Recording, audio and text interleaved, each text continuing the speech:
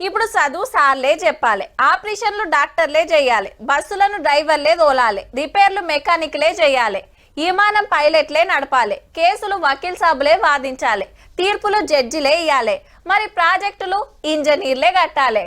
ఏడ కడితే బాగుంటది, ఎట్లా కట్టాలి, ఎంత కావాలనేది వాళ్ళు డిసైడ్ చేయాలి. అంతేగాని అంత నాకేరక అన్నట్టు చేస్తే ఇగో గిట్ల కావచ్చు మళ్ళా. కాళేశ్వరం ప్రాజెక్టు గిట్ల అయితానికి కర్త కర్మ క్రియ కేసీఆర్ సారే.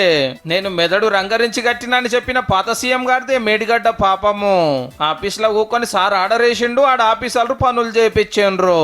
డిజైన్లు, మార్పులు, ఖర్చులు, బిల్లులు మొత్తం సారే నడిపించిండు. క్యాబినెట్ ఆమోదం లేకుండానే మేడిగడ్డ అన్నారం సుందిలా గట్టిపడేసిరట. లేలే ఆడ గట్టద్దని నిపుణుల కమిటీ చెప్తే ఏం కాదని లైట్ తీసుకున్నారట. ఎట్లా కట్టేది, ఏడ కట్టేది, సెంటర్ వాళ్ళకి రిపోర్ట్ పంపే కంటే మొదలే ఖర్చుల ఉత్తరం రాసిరట ఢిల్లీకి. 38,000 కోట్లతో అయిపోయే ప్రాజెక్ట్ ను 110,000 కోట్లకు పెంచి పడేసిరట. చూడండిగా తుమ్మిడియేటి దగ్గర నీళ్లు లేవు అనేది అబద్ధమట. బ్యారేజీలలో నీళ్లు నింపాలని ఆర్డర్ వేసింది గిన పెద్ద సారేనట. 15 నెలలు అందరితోటి మాట్లాడిన జస్టిస్ ఘోష్ కమిషన్ రిపోర్ట్ లో గిదే ఉన్నది. మళ్ళా 650 కమ్మలతోటి రిపోర్ట్ ఇస్తే ఒక ముగ్గురు సీనియర్ ఆఫీసర్లు కమ్మ లైన్ చదివి ముఖ్యమైన పాయింట్లతోటి 10 పేజీల రిపోర్టు తయారు చేస్తే ప్రాజెక్టు పంతనం ఎట్లున్నదో బయటపడ్డది. దాని మీదనే ఇలా కేబినెట్ లో చర్చ నడిచింది గంటల కమానము.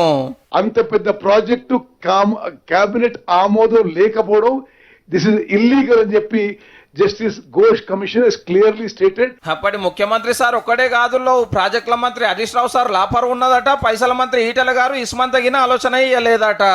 గాలి మోటార్ వేసుకొని పోయి పనులర్చుకున్న CMO officer Smita Sabharwal madam, ప్రాజెక్టుల శాఖ పెద్ద officer SK Josh sir rules గిల్స్ జాంతానయ్యి అన్నారట. ఇక పెద్ద ఇంజనీర్ మురళీధర్ రావు, ఇంకో ఇంజనీరు హరిరాములు సెంటర్ వాళ్ళకి తప్పుడు రిపోర్టులు పంపిరట పర్మిషన్ల కోసము. మొన్న వీళ్ళిద్దరిని అరెస్ట్ చేస్తే ఇళ్లలో 100 కోట్ల రూపాయలు దొరికినాయి. ఇంకో 4-5 ఇంజనీర్ ఆఫీసర్లు కూడా తప్పులు చేసిరని కమిషన్ రిపోర్టులు ఉన్నది. అవినీతికి పాల్పడి అక్రమాలకు పునాదులు వేసి నిర్మించిన కాళేశ్వరం ప్రాజెక్టు ఈ రోజు కూలిపోయింది. స్పష్టంగా కమిషన్ ఇందులో ఈ వివరాలన్నిటిని పొందుపరిచింది. కాళేశ్వరం రిపోర్టు మీద సచివాలయంలో మంత్రులు చర్చ చేస్తుంటే ఫామ్ హౌస్ లో పార్టీ ముఖ్యులు చర్చలు చేసిర్రు చాలాసేపే.